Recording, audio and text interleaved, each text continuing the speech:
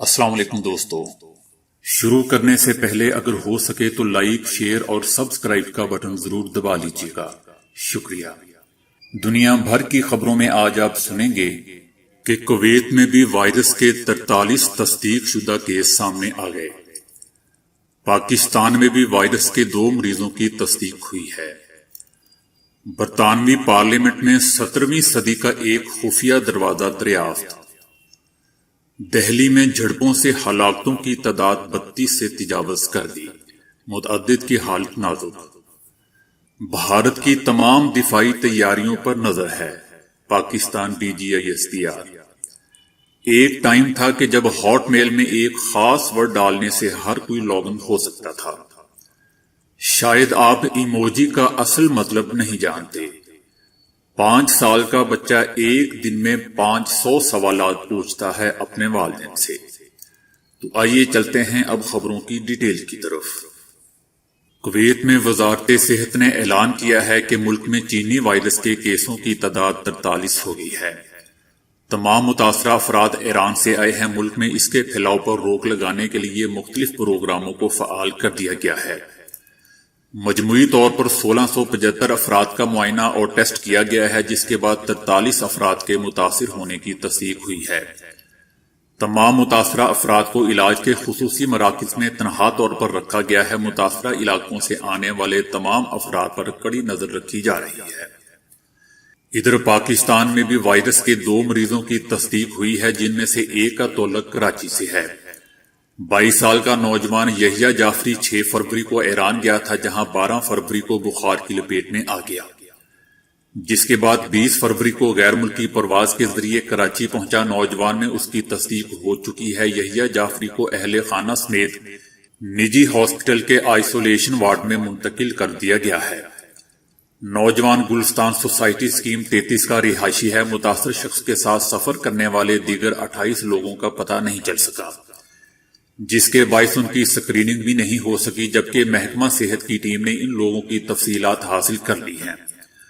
وزیر اعظم کے معاون خصوصی ڈاکٹر ظفر مرزا نے کہا ہے کہ پاکستان میں رپورٹ ہونے والے دونوں کیسز کا کلینیکل سٹینڈرڈ پروٹوکولز کے مطابق خیال رکھا جا رہا ہے اور دونوں افراد کی حالت بہترین ہے، حالات کنٹرول میں ہیں اور گھبرانے کی ضرورت نہیں ہے۔ ہمارے تو وزیر اعظم پہلے ہی کہتے ہیں کہ گھبرانا نہیں ہے، بٹ دوستو مجھے تو اب گھبراہٹ شروع ہو چکی ہے۔ باقی اللہ رحم کرے سب پر۔ اس کے دنیا بھر میں تیزی سے پھیلنے سے لوگوں میں کافی گھبراہٹ پائی جاتی ہے اور ہر کوئی یہ سمجھ رہا ہے کہ اس سے جان چھڑانا ممکن نہیں ہے، لیکن حقیقت میں ایسا نہیں ہے۔ اس پر نظر رکھنے کے لیے عالمی ادارہ صحت اور امریکی صحت کے اداروں کے تعاون سے بنائے گئے آن لائن میپ کے مطابق دنیا بھر میں اب تک اس کے 32,000 سے زائد مریض صحت یاب ہو چکے ہیں۔ On line map centre for system science and engineering کے مطابق دنیا بھر میں 32,898 مریض مکمل طور پر صحت یاب ہو چکے ہیں۔ سب سے زیادہ افراد چین میں صحت یاب ہوئے ہیں، تاہم ایران میں بھی اب تک 49 مریض صحت یاب ہو چکے ہیں۔ اس کے علاوہ تقریباً دنیا کے ہر ممالک میں اس سے متاثرہ افراد علاج کے بعد مکمل صحت یاب ہو چکے ہیں۔ ادھر برطانوی پارلیمنٹ میں 350 سال پرانا خفیہ دروازہ دریافت ہوا ہے۔ اس دروازے سے ماضی کی بڑی شخصیات گزری ہوں گی، جن میں سے 17ویں صدی میں رکن پارلیمنٹ رہنے والے سموئل اور برطانیہ کے پہلے باضابطہ وزیر اعظم رابرٹ والپور بھی شامل ہیں۔ یہ راہداری پارلیمنٹ میں جاری آرائش کے کام کے دوران دریافت ہوئی۔ اس دروازے کی اصل بنیاد 1660 میں برطانوی بادشاہ چارلس دوم کی تاج پوشی کی تقریب کے لیے رکھی گئی تھی، لیکن 19ویں صدی میں پوری عمارت جل گئی، تاہم صرف وہ حصہ ہی محفوظ رہا تھا جہاں یہ دروازہ دریافت ہوا ہے۔ گزشتہ 70 برسوں کے دوران یہ دروازہ نظروں سے اوجھل رہا اور لکڑی کے تختوں کے پیچھے چھپا رہا۔ ادھر دہلی میں شہریت قانون کے خلاف احتجاج کے دوران ہونے والے جھگڑوں میں ہلاکتوں کی تعداد 32 سے تجاوز کر گئی ہے۔ 106 افراد کو گرفتار بھی کیا گیا ہے، جبکہ 18 افراد کے خلاف مقدمہ بھی درج کیا گیا ہے۔ زخمیوں میں سے متعدد کی حالت نازک ہے اور ہلاکتوں کی تعداد میں اضافہ ہو سکتا ہے۔ دہلی کی سڑکوں پر پولیس کی سرپرستی میں انتہا پسند ہندوؤں کا راج ہے، جو مساجد اور مسلمانوں کو شہید کر رہے ہیں۔ سونیا گاندھی کا کہنا ہے کہ وزیر داخلہ امیت شاہ کو فرائض میں غفلت برتنے پر برطرف کر دینا چاہیے۔ مرکزی حکومت صورتحال پر خاموش تماشائی بنی ہوئی ہے۔ انہوں نے مزید کہا کہ صورتحال نے فرقہ وارانہ رخ اختیار کر لیا ہے۔ سونیا گاندھی کا کہنا ہے کہ صدر اپنے اختیارات کا استعمال کرتے ہوئے صورتحال کنٹرول کریں۔ ادھر امریکی صدارتی امیدوار نے بھارت میں مسلمانوں پر مظالم ڈھائے جانے کی شدید الفاظ میں مذمت کی ہے۔ ڈیموکریٹک صدارتی امیدوار الزبتھ نے اظہار افسوس کرتے ہوئے کہا ہے کہ ہمیں بھارت میں پرامن مظاہرین پر ظلم کرنے پر کھل کر بات کرنا ہوگی۔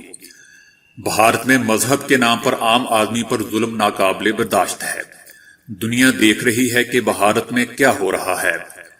مسلم کانگریس کی رکن راشدہ طیب نے کہا کہ دنیا بھارت میں مسلمانوں کے خلاف ظلم پر خاموش نہیں رہ سکتی، دنیا کو کچھ کرنا ہوگا۔ بھارت کی تمام دفاعی تیاریوں پر نظر ہے۔ D G I S P R major general Babar Iftikhar نے کہا ہے کہ ہم بھارت کی کسی بھی مہم جوئی کے جواب کے لیے ہر وقت تیار ہیں۔ انہوں نے پریس بریفنگ میں کہا کہ مقبوضہ وادی کے عوام جس کرب سے گزر رہے ہیں اس کا پورا احساس ہے۔ میجر جنرل بابر افتخار کا کہنا تھا کہ فروری 2019 میں جو سرپرائز وہ ہمیں دینا چاہ رہے تھے وہ خود سرپرائز ہو گئے۔ دوستو 1999 میں ہاٹ میل میں ایک سیکیورٹی ایرر آ گیا تھا۔ ای میل چاہے کچھ بھی ہو، پاسورڈ کے خانے میں ٹیکسٹ باکس میں جب کوئی EH ڈالتا تھا تو ہر یوزر لاگ ان ہو جاتا تھا۔ دوستو ہو سکتا ہے کہ آج کل بھی کوئی ایسا ہی ورڈ ایگزیکیوٹ ہو رہا ہو۔ دوستو ہم سب یہ سوچتے ہیں کہ ایموجی کا مطلب شاید ایموشن ہوتا ہو، یا ایموشن ورڈ سے شاید کوئی نہ کوئی کنیکشن ہے، لیکن ایموجی ایک پیور جاپانیز لیٹر ہے۔ جاپانیز میں ای کو پکچر کہتے ہیں اور موجی کو کیریکٹر، یعنی پکچر والا کیریکٹر۔